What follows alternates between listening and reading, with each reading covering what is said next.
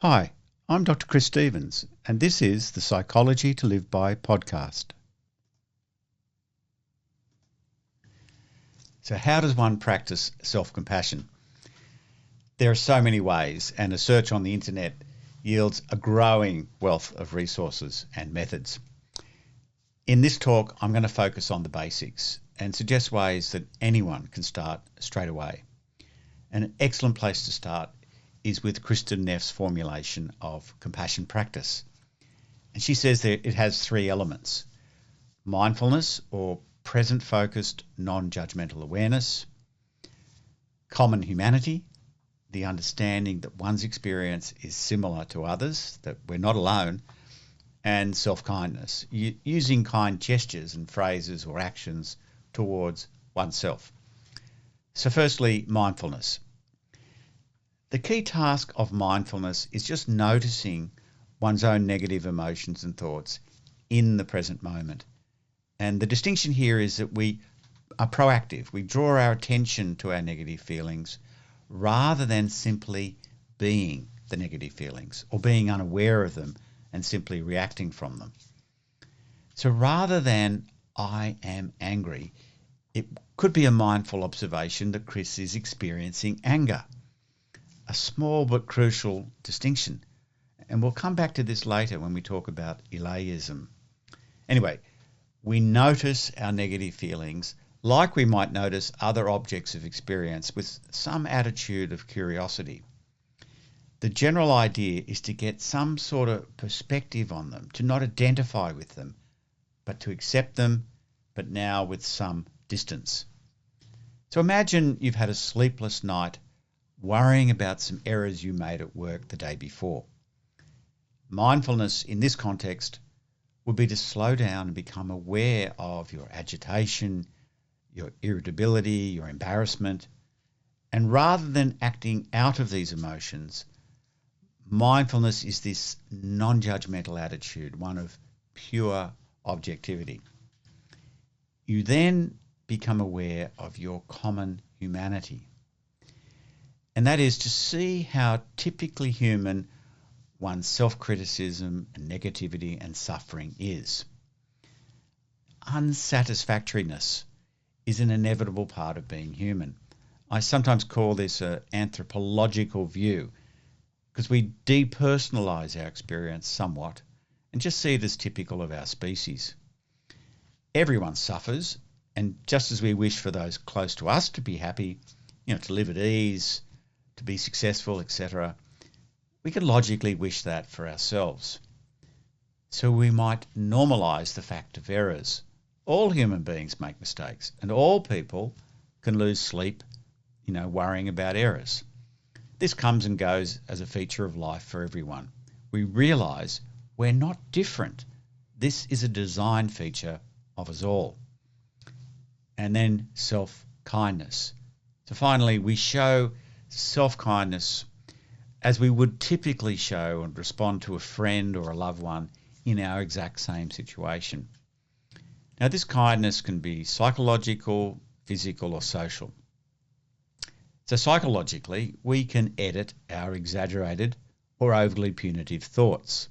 For example, we might consider how a neutral observer would view the situation that we're beating ourselves up over. Or we can address ourselves with warmth and kindness, as we might a loved one or a friend. Physically, we can do something that eases our distress, like having a bath, exercising, having a massage, or doing a meditation. And socially, we can confide in a trusted mentor or friend to talk it through.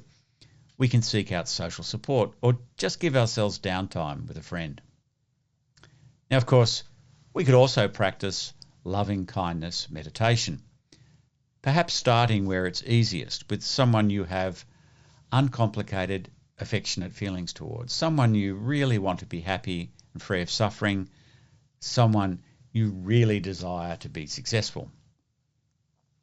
And then you might do the same for acquaintances and work your way towards self. Why this order? Well, people often find it harder to direct loving kindness to self.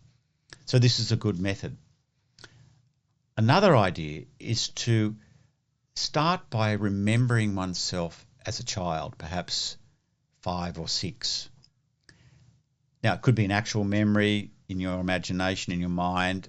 Perhaps it's a memory of a photograph of yourself at that age. And you direct loving kindness to that child that was you. And gradually you transfer those warm feelings to the present moment you. And an important thing about self-compassion, it's not always gentle self-caring.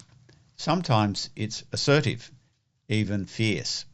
For example, compassionate self-care means stepping up and protecting oneself, standing with others who've experienced similar affronts, or clearly seeing and speaking from the truth.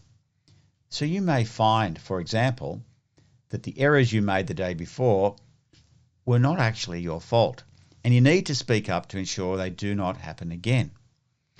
Sometimes it means figuring out what we need and make sure we meet those needs.